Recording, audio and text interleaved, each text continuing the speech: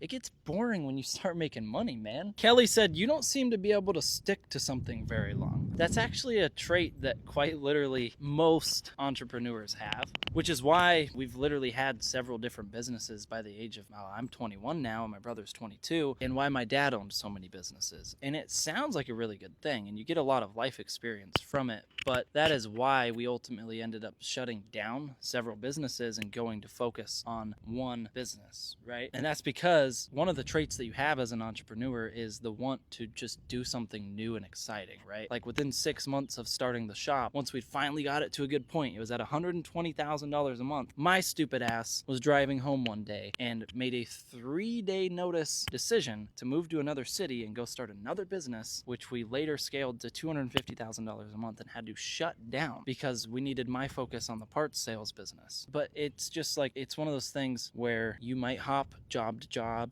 and then you might hop business to business, but it's really just you're chasing something new, and it's what my dad did, and it's not a very good trait to have. But the kinds of guys who do that, if you can tame that and be like, no, I'm gonna just fully focus on this, I got something good, then that's where good stuff starts to happen. And this comment right here is actually the answer for all of the people who are like, why would you shut down these other businesses if they were doing so good? Well, that is your answer, is because once you start doing that and you get all this divided attention, you really start just ruining your reputation, and you start to have a bunch of businesses that are doing good because you're good at that one thing. And for us, it was marketing. You're good at that thing, right? So you can grow these businesses, but people start having bad experiences with those businesses and you're not there to care. That's why we shut those businesses down, is because we kind of had to kill that little spark that was like, hey, I want to do something new. I want to do something fun, which is moving to another town a few hours away, figuring it all out over again. Like, that's the fun shit. It gets boring when you start making money.